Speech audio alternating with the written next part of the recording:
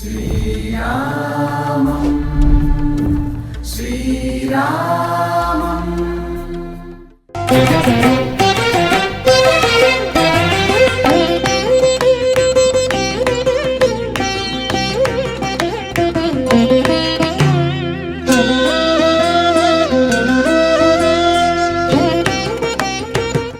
అయోధ్యలో రామ మందిర నిర్మాణంలో భాగంగా జరుగుతున్నటువంటి ఒక భవ్య దివ్య మందిర నిర్మాణం. రామలల్లా దర్శనం తర్వాత ఏ దర్శనీయ స్థలాలు ఉన్నాయి, చుట్టుపక్కల ఉన్నటువంటి ఏ ప్రాంతాలని దర్శించుకోవచ్చు అనుకుంటే అందులో ప్రధానంగా ప్రముఖంగా కనిపిస్తుంది నందిగ్రామ్.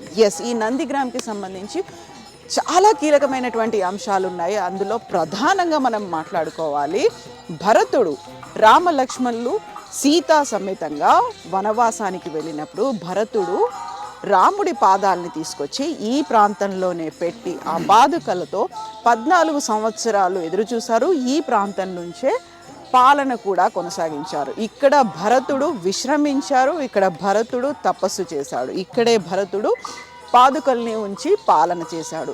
దీనికి సంబంధించినటువంటి విశిష్టతతో పాటుగా ఇప్పుడు మనం ఉన్నటువంటి ఈ రావి చెట్టుకు సంబంధించి విశిష్టతలు కూడా ఉన్నాయి. వీటన్నిటి గురించి మాట్లాడుకుందాం. మనతో పాటుగా ఉన్నారు पंडित राम नारायण दास जी। पंडित जी जय सियाराम। जय सीताराम। जय सियाराम। तो हम लोग हैदराबाद से आए हैं, हमारे लिए आप बता दीजिए इस प्रांत का। भरत कुंड नंदीग्राम में भरत जी के यहाँ आप सभी को जय सियाराम। भरत जी यहाँ पे चित्रकूट से जब लौट कर आए हैं तो यहाँ पे 14 वर्ष बैठकर प्रभु श्री राम जी का आने का इंतजार किया था, तपस्या किए थे। ये वही स्थान है नंदीग्राम भरत कुंड। भरत कुंड भी बोलते हैं। हाँ, भरत कुंड इसलिए बोलते हैं कि भरत जी यहाँ आके तपस्या किए थे। और नंदीग्राम जो बोलते हैं, भगवान राम जी जो अयोध्या में पृथ्वी लोक पे आए हुए थे, उस समय भगवान भोलेनाथ नंदी को यहाँ पे छोड़कर भगवान श्री राम जी का दर्शन करने गए थे। इसलिए नंदीग्राम के नाम से इसको जाना जाता है।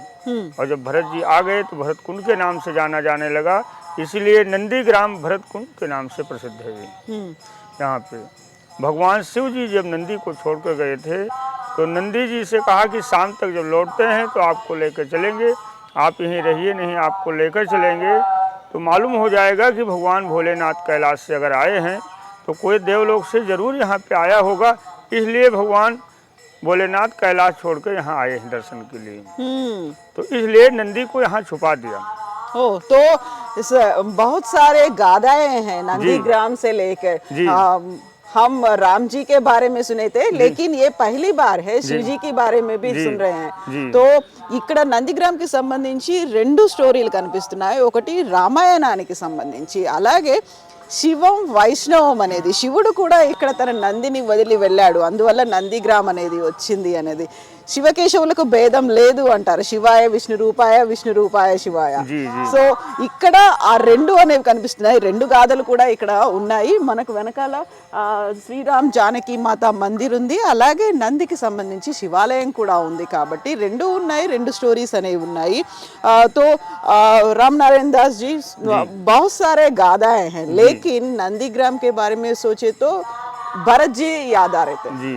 तो नंदी जी यहाँ विमुख बैठे हुए हैं। हर जगह नंदी जी सन्मुख होते हैं, प्रभु श्री राम जी के सन्मुख बैठते हैं हाथ जोड़ के कि महाराज जी क्या आदेश है, कहाँ चलना है।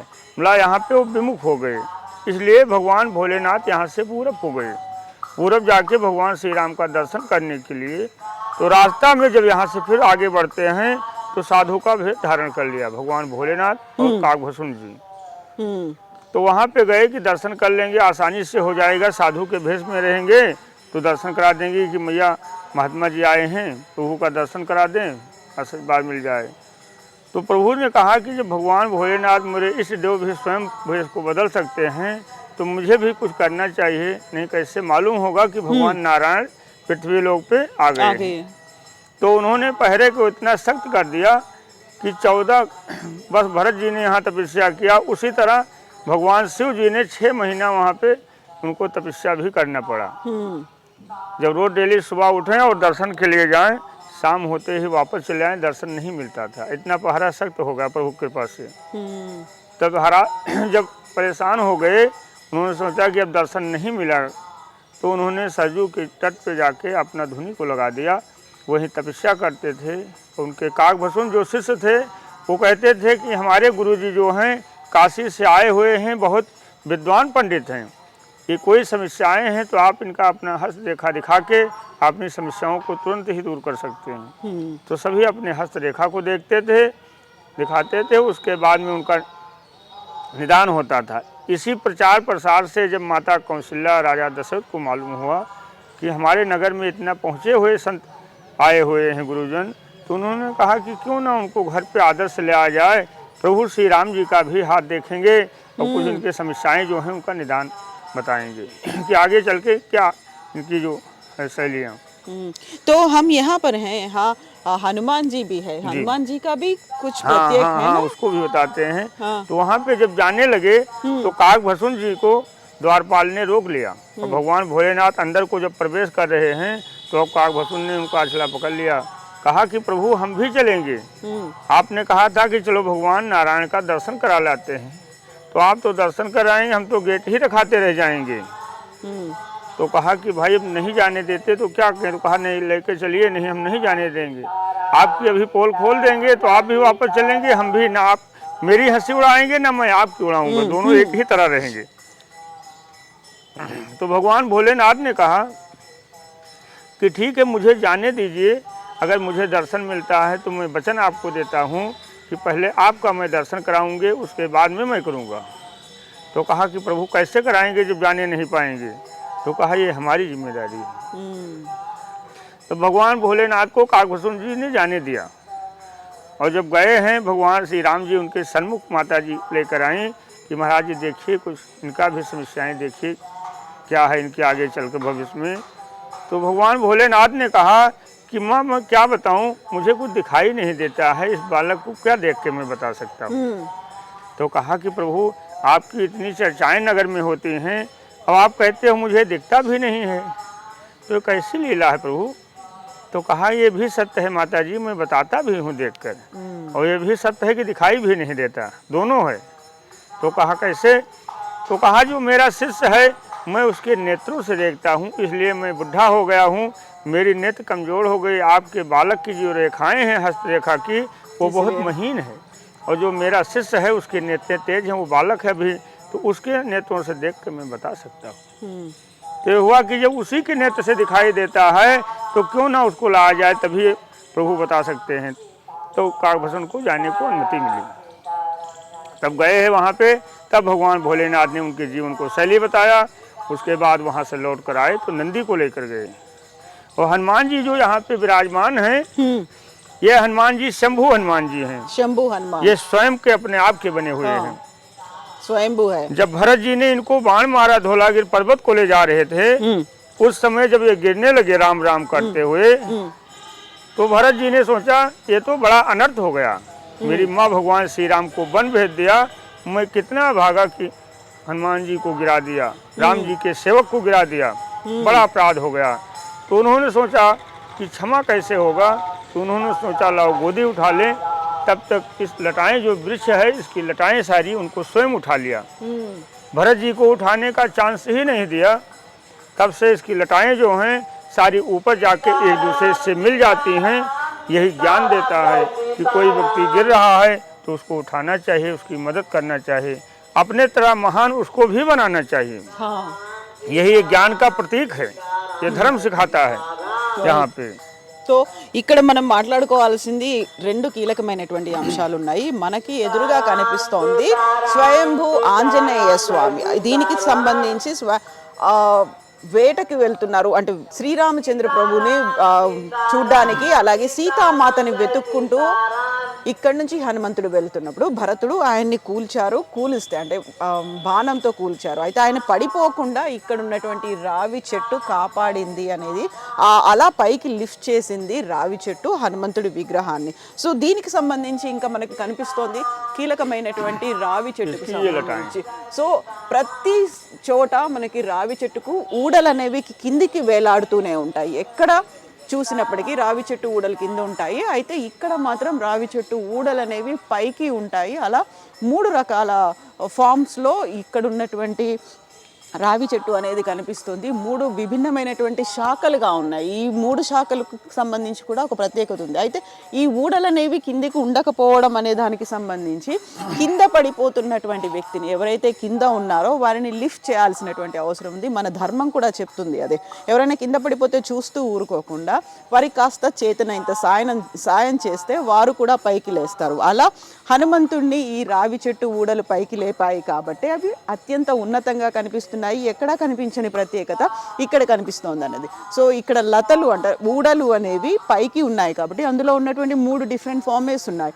సో राम नारायण दास जी, ये 3 शाखाएं हैं ना, इनके बारे में भी बता दीजिए। इसकी जो 3 शाखाएं हैं इसमें तीनों दिख रही हैं आकृतियां। इसकी जो बीच वाली है ये स्वयं हनुमान जी को उठा रही हैं, वो आकृति है दोनों हाथों से। पश्चिम और दक्षिण की जो आकृति है ये राम और भरत मिल रहे हैं। राम जी दक्षिण से आए और भरत जी दक्षिण को बैठे थे, दोनों गले मिले। ये दोनों मिलन की है, ये उठा रही हैं। पूरब जो दक्षिण को जा रही हैं, ये लटाएं जो हनुमान जी पर्वत लेकर गए वो आकृतियां हैं। इसीलिए तीनों आकृतियां की अलग अलग विशेषताएं हैं। సో ఇక్కడ 3 శాఖలుగా కనిపిస్తున్నాయి. అందులో ప్రధానంగా కనిపిస్తుంది ఒక మధ్యలో ఉన్నటువంటి శాఖ, అది హనుమంతుణ్ణి పైకి 2 చేతులతో లిఫ్ట్ చేస్తున్నట్టుగా ఉన్నటువంటి శాఖ. అంటే కింద ఎవరైనా పడిపోతున్నప్పుడు మనం 2 చేతులతో లేపాల్సినటువంటి అవసరం ఉంది అన్నట్టుగా అవి 2 చేతుల్ని ప్రత్యేకంగా చూస్తున్నటువంటిది. ఇక మధ్యలో ఉన్నటువంటి శాఖకి కుడివైపున కనిపిస్తోంది. ఇందులో భరతుడు రాముడు కలిసినటువంటి అక్కడ హక్ చేసుకున్నట్టుగా ఉన్నటువంటి ఒక సన్నివేశం అనేది అక్కడ కనిపిస్తోంది. అక్కడి నుంచి వనవాసం నుంచి వచ్చినటువంటి ఆ తర్వాత లంక నుంచి వచ్చినటువంటి రాముడు ఈ ప్రాంతంలో భరతుణ్ణి కలుసుకున్నారు. వాళ్ళిద్దరూ ఆప్యాయంగా కౌగిలించుకున్నటువంటి దృశ్యం అక్కడ కనిపిస్తుంది. ఇక ఇటువైపు లెఫ్ట్ సైడ్ ఉన్నది ఇక్కడ నుంచి హనుమంతుడు సీతామాతను వెతుక్కుంటూ వెళ్తున్నారు. దక్షిణం దిక్కుగా వెళ్తున్నటువంటి అంటే లంక దక్షిణం వైపు ఉంది కాబట్టి దక్షిణం దిక్కుకు వెతుక్కుంటూ వెళ్తున్నటువంటి ఒక సీన్ అనేది ఇక్కడ కనిపిస్తోంది. సో यहाँ पादुकाएं भी है ना, भरत जी यहाँ विश्राम करते रहते थे, भरत जी यहाँ तपस भी करते रहते थे। भरत जी यहाँ पे तपस्या भी करते थे और विश्राम भी करते थे। जमीन को खोदकर उन्होंने गड्ढा बना के उसमें विश्राम करते थे। इसलिए कि भगवान भरत जी जब राम जी को चित्रकूट मनाने गए थे वहाँ पे देखा प्रभु श्री राम जी जो बट वृक्ष के नीचे जमीन पे कुशे का आसन लगाकर वहाँ पे विश्राम किए थे। उसको देखने के बाद में भरत जी ने यहाँ आके गड्ढा खोद के विश्राम करते थे कि अगर मैं भी जमीन में उनके बराबर में लेटता हूँ तो हमारे उनमें फर्क क्या रह जाएगा। हमारा स्थान तो प्रभु श्री राम जी के चरणों में है। अगर मैं भी जमीन में समतल पे लेट जाते हैं तो बराबरी की हो जाएगा।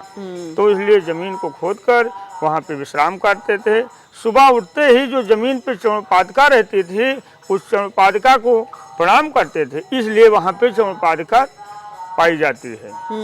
तो यहाँ पे जो तपस्या करते थे उस समय जो सिंहासन पे रखते थे वो चौपादिका यहाँ पे है।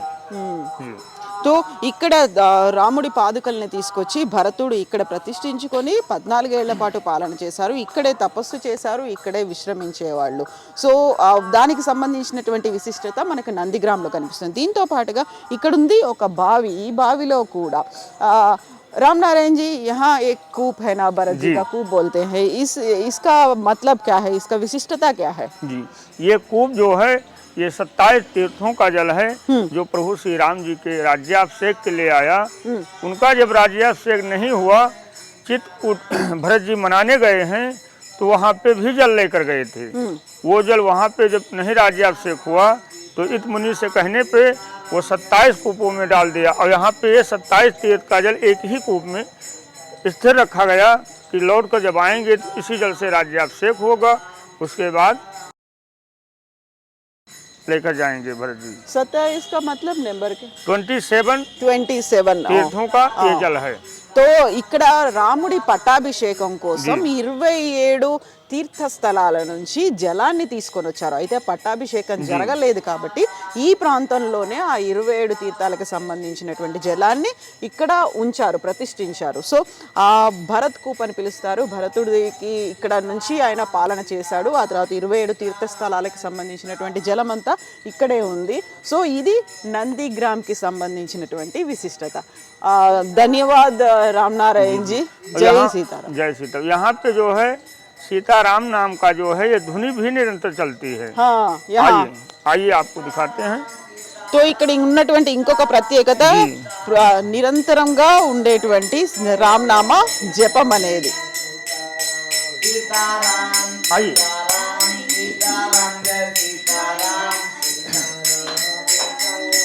यहाँ पे जो है ये सीताराम नाम जो है जो निरंतर चलता है।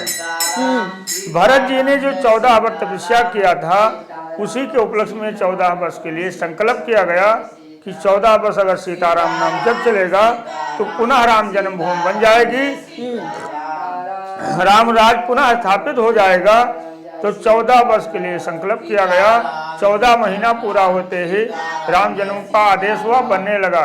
पूरे संसार में ही राम राज आ गया। तो ఇక్కడ నిరంతరం 24 గంటలు ये अखंड दीप जो है ये निरंतर चलती है, कंटिन्यू। सो 24 अक्टूबर 2018 से प्रारंभ किया गया। 2032 17 अक्टूबर को सर पूर्णिमा पे 14 वर्ष पूरा होगा ये।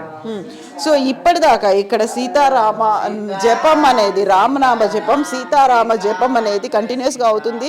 ఎక్కడ బ్రేక్ లేకుండా నిరంతరాయంగా కొనసాగుతుంది. సో ఈసారి కనుక ఎవరైనా భక్తులు అయోధ్య దాకా వచ్చారు అంటే తప్పనిసరిగా దర్శించాల్సినటువంటి ఒక స్పాట్, ప్లేస్ నందిగ్రామ్. జై సీతారాం. రామనారాయణ జై సీతారాం. జై సీతారాం. శ్రీరామ